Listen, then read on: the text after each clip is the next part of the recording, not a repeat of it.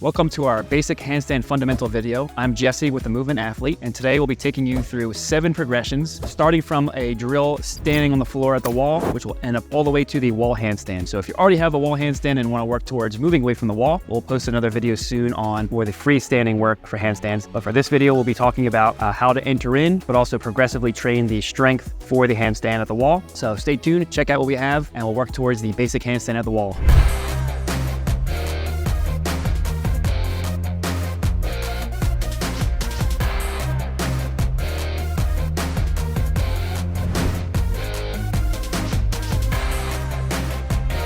So before we head into our 7 progressions of handstands, I just want to mention that it's most important that you know how to get into and out of any of these progressions safely and well before doing anything. So the first one will be really easy because we'll be standing on our feet. But as we get more into the inverted position, it's important that you know how to bail if there is ever a problem. So got to keep that in mind before you get into anything. So as I mentioned, we'll get into the progressions and we'll go through not only the strength pieces, but also the skill work of how to enter into them too. So first we'll start off with the wall standing drill.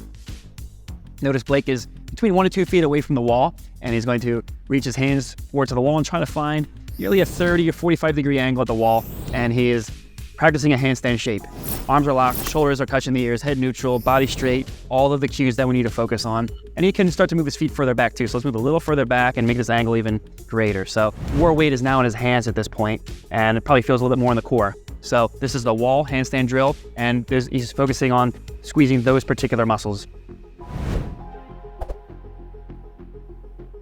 Okay, moving into our second progression, we'll get into the down dog position as well as some shrugging movements. So first we'll start in the dog position on the ground. And then from here, we'll get into the down dog by straightening the legs out and pushing the whole body towards the rear. Okay, so this is the down dog position, starting to introduce the inverted shapes. So torso and head, we're upside down now. So Blake is focusing on extending through the shoulders and trying to make this as open as possible between his wrist and his hips. And then he's feeling obviously a lot of hamstring flexibility in this position. So from here, we can start to do the shoulder shrugs. So he's elevating and depressing his shoulders, pushing right, forwards, and downwards into the ground, making his body shorter and longer. And this is the extended position here at the top is where you want to be in a handstand. So as I mentioned, we're focusing on the introduction of being inverted and some scapular movements necessary to be good at handstands. So this is the down dog and the down dog shoulder shrug movements as our second progression.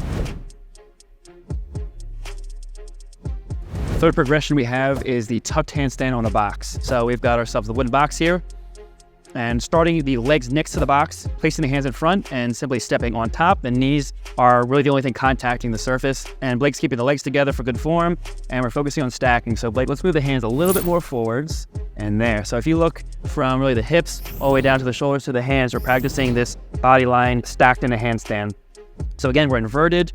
We're not full body weight on the wrist yet. We're practicing open shoulder line, locking the arms, and the positioning of what's necessary for a good handstand. So you should be able to breathe in here, and let's come on down, back the way we came in, so stepping to the side. Good. So we could start off in a lower box and work our way up, but this one was the appropriate height for Blake to be able to stack the hips on top of the shoulders and hands. So again, I would mention starting lower if this is completely new. It's real similar to what feels like child's position in yoga, but inverted, where you're tucked up, back is rounded, and arms are overhead. So this is the third progression, which is the tucked handstand on a box. Fourth up on the list, we'll look at the L handstand or figure 7 handstand at the wall. So moving about 3 feet away from the wall, Blake will place his hands on the floor in the correct position. So after that, we'll walk the feet slowly up towards the wall. And you'll notice this requires a good deal of hamstring flexibility here. So notice Blake is stacked again. So hips on top of shoulders, on top of hands, head neutral, all of the main cues that we have. And he's in this 7 shape or L handstand that some people like to call it. Legs are straight, and he's using the wall as an aid. So he doesn't have to worry about freestanding yet. We've got a nice simple way to walk into the handstand position, and we're completely inverted. And again, if the hamstrings are a limitation here, I would bend the legs a little bit to still get inverted close to this position. But this is the L handstand or figure 7 handstand as our fourth progression. So to upgrade the L handstand at the wall, we'll now move it to the box and add some shoulder shrugs after we hold it statically. So similar to before, we'll start next to the box, place one leg over and the other leg on top.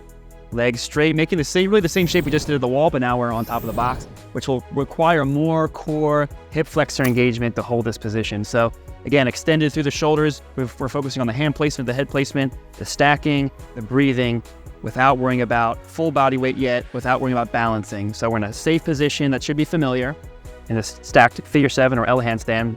And to get out of it, we'll go reverse the way we came in. Move one leg off and the other leg off. Okay, so after we hold the L handstand statically, now we can do the shrugging that we did from the down dog position. So notice the shoulder movement, the scapular elevation, depression, sinking and rising. Excellent. Okay, you can step off the way we came in, right next to the box. So we've taken the down dog approach from the second progression and shifted it to this L handstand shape, which is far more difficult because you're more stacked, there's more weight on top of the hands and shoulders, but similar exercise with the increasing progression in this one. So that's the L handstand on the box with shoulder shrugging. Moving into the sixth progression, we'll go away from the box and back to the wall. We'll do the 3/4 handstand at the wall. And then after that, we'll do the full handstand. So facing, this will be chest facing once we get in, but we'll start in the plank position away from the wall. And we'll step one leg at a time up the wall and walk towards the wall with the hands. And we'll stop right about there. So on purpose, we're keeping the weight behind the hands. We're calling this the 3/4 handstand because we're not fully there and fully vertical and stacked. But this is really the inverted version of the very first thing we started with, where we were staying on our feet. So 3/4 handstand. You should not feel too much stress in the wrist because notice that the angle is bigger. We're not stacked too much on top of the wrist. We're focusing on the line. We're inverted and focusing on our breaths. Okay, so to come back down, we'll reverse. We'll walk down the wall, walk the hands forwards. You find yourself back in a plank. Okay, so there is a necessary level of strength to even get into that position in the first place, which some think is actually harder than the actual handstand. To work that, you can just work progressively getting higher and walking back down again, but eventually finding yourself into that 3/4 handstand, holding the position, because you do need to be able to safely get in and get out of it. So if you don't have that strength yet, that's where you're gonna focus a lot of your planking, and these are called wall walks. So walking up the wall and then pulling that 3/4 handstand. After we check that off the list, we can go all the way to the wall, to the actual wall handstand. So we'll start the same way, plank on the floor, walk up the wall, walk your hands towards the wall, and finding yourself as close to vertical as possible. And this is where, if you don't know how to bail, this is where you get a little fearful and worry. Blake knows how to bail, so this is no problem. So Blake is as vertical as possible, as close to the wall as he can be, and the weight is more in the heel or in the middle of his hand at this point. So I also like to have people flex their feet. So if they flex their feet, that actually gets the weight even more on top of the wrist to simulate the handstand. Okay, great. Let's walk back down the wall, nice and controlled. So there are a few variations of how to bail out, which could be a cartwheel exit, could be a forward roll exit, whatever you're trying to do. Make sure you know how to get out of this before you get into this, because that's how you stay safe. So anyway, that's the 7th progression that finishes at the wall handstand, as well as the entries to get into each of the progressions before it. So this is our introductory, basic, fundamental handstand work to get you to the wall handstand. Make sure you go through each step along the way and master it. And then we'll show you also how to work away from the wall towards the freestanding handstand. So thanks for checking this video out. Check our website for the free assessment if you haven't done that yet. And our app has plenty more progressions leading up to handstand itself, as well as the mastery for the freestanding. So thanks for tuning in.